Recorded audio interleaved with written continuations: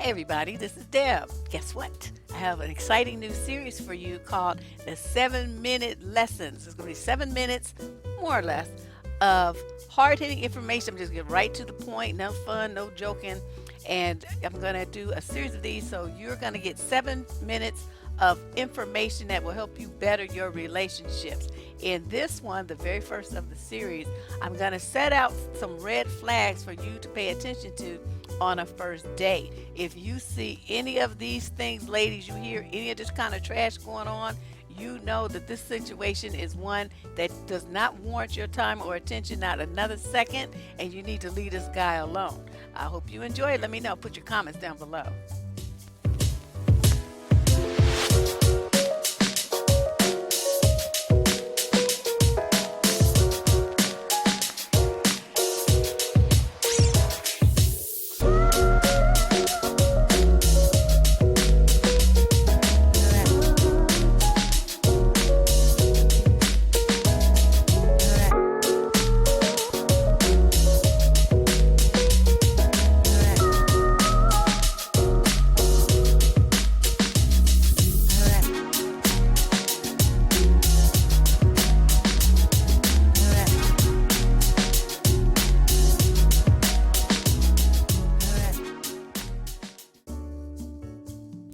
First dates are supposed to be an opportunity to get to know somebody new and see what jumps off. Sometimes it's a good thing and we're pretty excited about it and it ends well. And other times you're like, oh my God, I just wasted a whole bunch of time, energy, makeup, and an outfit. This video is directed towards women and it will be completed in 3 parts so that we maintain our 7-minute limit. Let's get going. Talking about some things that you might see on a first date that let you know this dude is not the one and that you need to just cut bait and just end this because it's not going to go anywhere anytime soon. On the first one, you will notice that he lies. Now, you may have talked to him. Usually people talk on the phone before they go on the first date, and he would have exchanged some stories. You would have exchanged some information. What you notice is that when you're on the date, some of the stuff that he told you isn't matching up. You may notice that suddenly his age is different than what he said it was.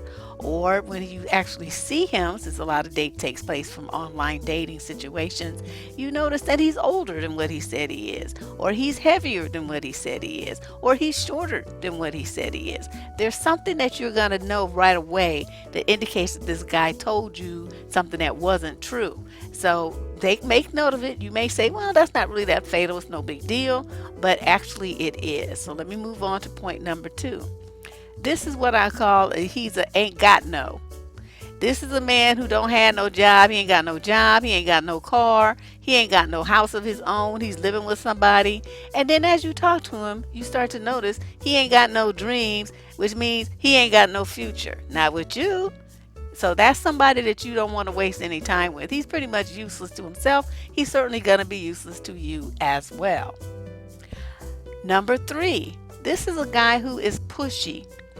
Now, these are the ones, okay, you say that you don't want something. As a matter of fact, I told a story about this, having observed something like this at Kincaid's restaurant where the guy kept trying to push fish on a woman who said that she didn't like fish, and he must have answered that 5 or 6 times. So basically what he wasn't trying to hear no.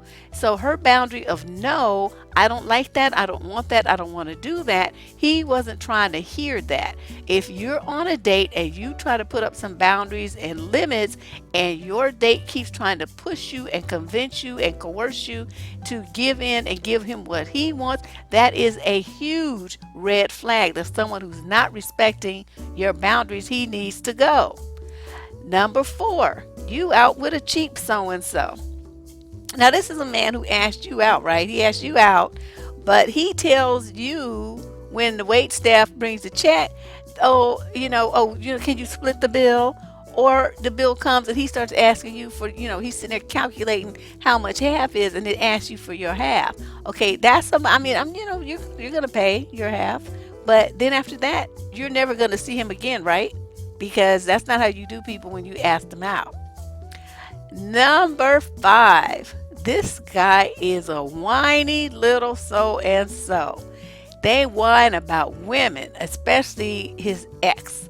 And any kind of sexist comment that they make about women in general that negate or condemn the female gender, that is a red flag. I mean, you're a woman and you're going to stay a woman, and that's pretty much it. Okay, that's the check that you cash.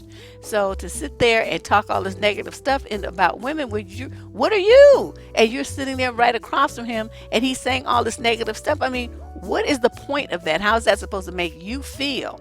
So, you need to keep that in mind. If you start feeling bad about yourself or cringing or something, that is a huge red flag.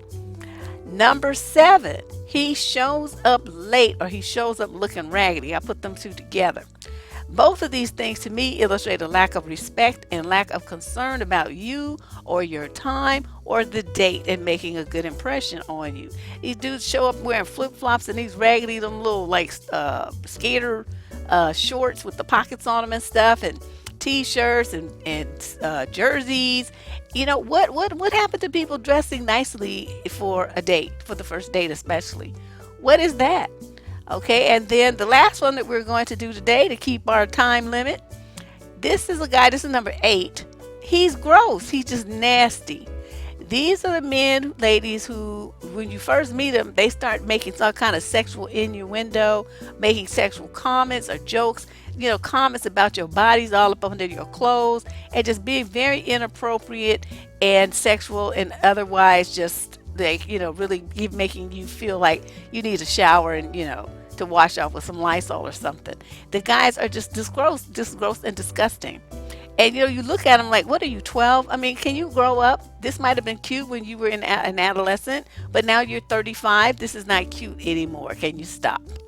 All right, I hope you enjoyed that, and it gives you some tips when you go out on your next first date to eliminate guys who are going to be wasting your time. I'll come back with some more tips next time, in a couple of days.